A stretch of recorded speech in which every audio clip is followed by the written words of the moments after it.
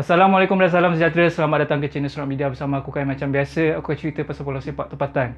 Nampaknya fans Kedah Darul Aman memang betul-betul dah tawar hati dengan bola sepak Kedah. Dah guna khidmat artis, influencer, CEO Batu, CEO Busy, Black Hanifah, umpan pula dengan dua legenda Portugal. Itu pun tak mampu menarik fans turun ke stadium. Daripada tiket paling murah harga RM50 dah turun jadi RM30. Itu pun tak jalan. Stadium Darul Aman dengan kapasiti 24,000 tak penuh. Seganlah juga dengan Quaresma dan Joe Thomas tu. Tapi nasib baiklah, match All-Star Kedah lawan All-Star Malaysia ni jadi juga. Hari itu hampir-hampir tak jadi. Sebelum ni ditangguh sebab katanya Quaresma ada urusan keluarga, nak uruskan keluarga dia yang sakit. Match berkesudahan 4-3 memihak All-Star Kedah yang diketuai Quaresma. Dengan kehadiran Quaresma ni, dengar cerita juga Kedah Darul Aman ada hati nak sign Quaresma untuk mengisi slot player import pada musim 2025-2026. Katanya discussion dah buat since March 2025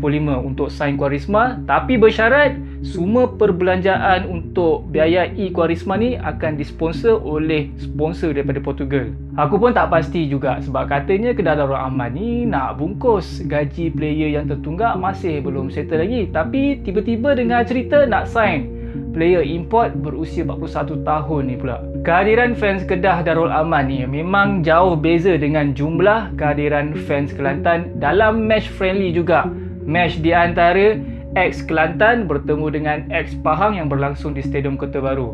Katanya match tu berjaya menarik 15,000 fans Kelantan. Kalau tengok video dan gambar, at least stadium dengan kapasiti 30,000 ni nampak penuh lah. Berbanding match yang berlangsung di Stadium Darul Aman. Tak payah nak umpan dengan player legend daripada negara lain lah. Cukup dengan player legend lokal, player legend Malaysia untuk menarik fans Kelantan turun stadium. Harga tiket pun berpatutan. Paling murah RM10, dewasa RM5 kanak-kanak. In fact, jumlah fans ni lebih ramai daripada jumlah fans yang turun untuk support kelab Kelantan Darul Naim yang bermain di Liga Malaysia.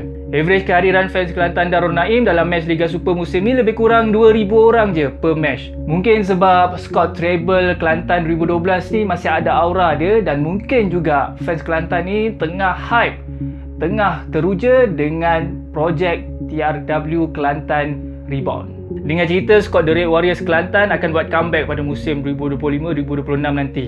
Tan Sri Anwar Musa pun macam berminat balik nak buat comeback manage bola sepak Kelantan. Bagi aku, management kelab tak betul, pengelola liga cacah marbah, benda tu semua fans tak boleh kontrol.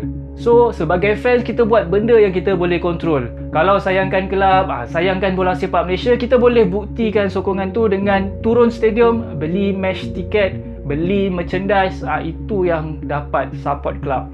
Bagi aku, protes yang tak menyumbangkan kepada kewangan kelab, itu lagi mengeruhkan keadaan. Kita ambil contoh dengan apa yang berlaku dekat EPL, lebih spesifik dekat kelab Manchester United, Man U. Ada segelintir fans diorang yang memang tak suka dengan Glazers family, owner Manchester United tu. Tapi diorang buat apa? Diorang still turun stadium dan tunjukkan protes tu di dalam stadium. Diorang tak boycott, masih lagi support club, masih lagi support player. Cuma diorang menzahirkan boycott tu menerusi media, angkat banner. Aku tak pasti tindakan tu efektif ke tak, tapi bagi aku itu at least tak mengeruhkan keadaan dan memberikan tekanan kepada manajemen kelab. Sebab masalah sekarang duit. Kalau fans tak ada, duit tak ada.